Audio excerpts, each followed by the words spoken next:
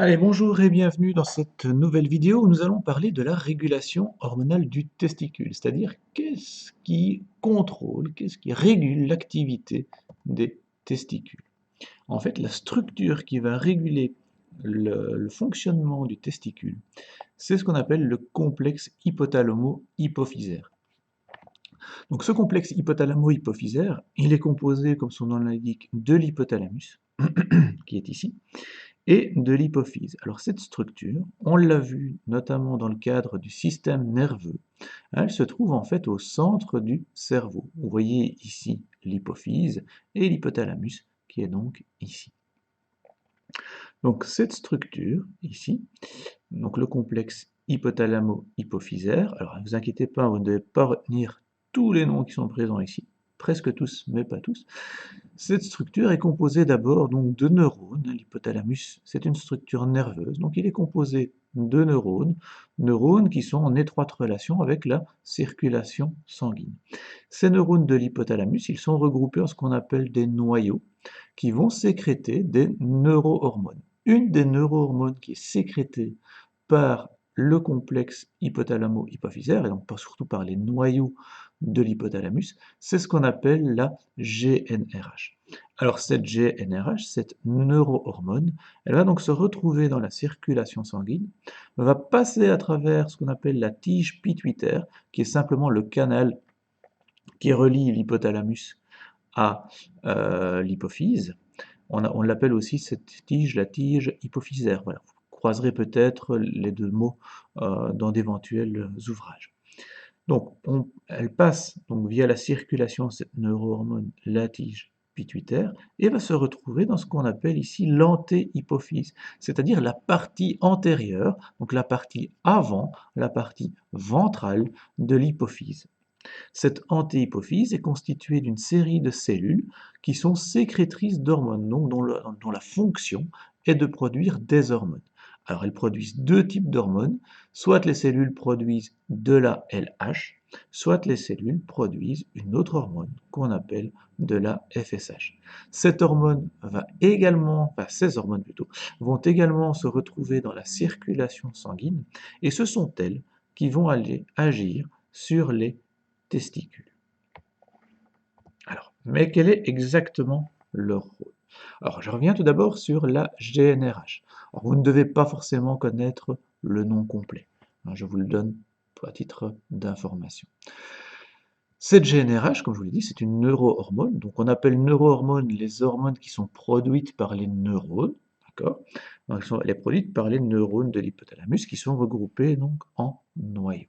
Sa sécrétion, elle est pulsatile.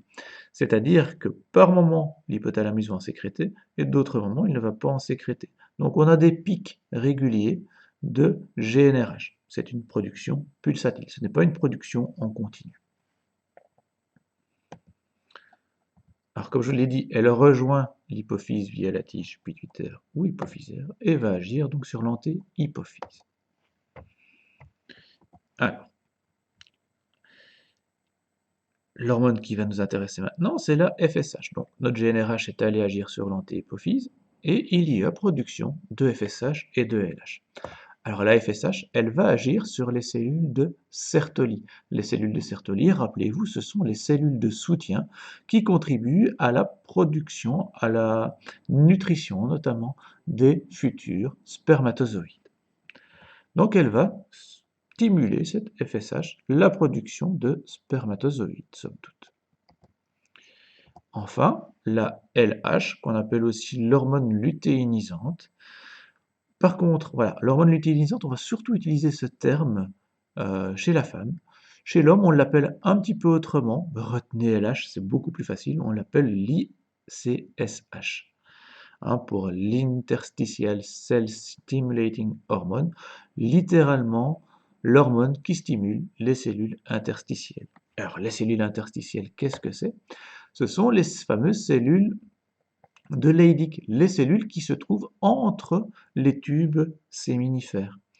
Alors ces cellules de Leydig, quel est leur rôle? Leur rôle, c'est de produire de la testostérone. Alors si on regarde un peu tout ça en schéma, que se passe-t-il? On a donc les noyaux de l'hypothalamus qui produisent de la GnRH. Cette GnRH, passe vers l'antéhypophyse. Et vous voyez sur ce dessin qu'il y a bien un lobe antérieur et un lobe postérieur à l'hypophyse. Donc l'antéhypophyse est stimulée par la GnRH, elle produit deux hormones, la FSH et la LH. La FSH va aller agir à l'intérieur des tubes séminifères et va induire la production de spermatozoïdes. La LH va agir sur les cellules interstitielles, qui sont des cellules qui sont entre les tubes séminifères, et va produire, ce qui va les amener plutôt à produire de la testostérone. Alors cette testostérone, quel est son rôle? Le rôle de la testostérone, du moins un des rôles de la testostérone, c'est de permettre la production, de favoriser la production des spermatozoïdes. Dans les autres rôles, vous avez notamment le maintien des caractères sexuels secondaires, le développement de la musculature, ce sont des rôles de la testostérone. Mais ici, ce qui nous intéresse donc, c'est surtout la production des spermatozoïdes qui est renforcée par le biais de la testostérone. Oui, mais voilà, ce n'est pas tout. Vous avez commencé à le savoir, à le comprendre avec mes cours. La biologie n'est pas toujours aussi simple. Et donc, notre testostérone, elle va avoir un autre rôle aussi. Elle va avoir un rôle sur l'hypothalamus. Alors, quel rôle sur l'hypothalamus? Elle va avoir un rôle dans ce qu'on appelle en fait une rétroaction négative. C'est-à-dire que la testostérone, quand elle est présente en quantité suffisante dans le sang, elle va inhiber, elle va empêcher l'hypothalamus de produire du GnRH. Ce qui dit pas de GnRH, dit également pas de FSH et de LH, donc ça veut dire arrêt de la production des spermatozoïdes et arrêt de la production de la testostérone. Or, si vous vous souvenez bien au début du cours, je vous ai dit que la testostérone est une hormone qui est dégradée en continu. Ça veut dire que la quantité dans le sang, ce qu'on appelle le titre sanguin de la testostérone, va diminuer progressivement. En diminuant progressivement, fatalement, il arrivera un moment où la testostérone ne sera plus capable d'inhiber les noyaux de l'hypothalamus. Ce qui veut dire que la GnRH sera de nouveau synthétisée, elle repassera dans l'antéhypophyse, qui produira à ce moment-là de la FSH et de la LH.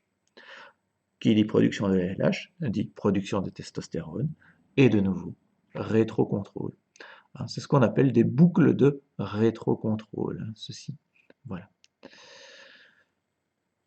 Voilà, je pense que maintenant vous savez comment donc un testicule fonctionne. Vous savez qu'ils sont en partie, donc en grande partie même, contrôlés par une glande, un complexe de glandes plutôt qui se trouve dans le cerveau et qui donc permettent soit la production de la testostérone, soit la production, et plutôt la production des spermatozoïdes, tout en ayant un rétrocontrôle négatif sur cette même production.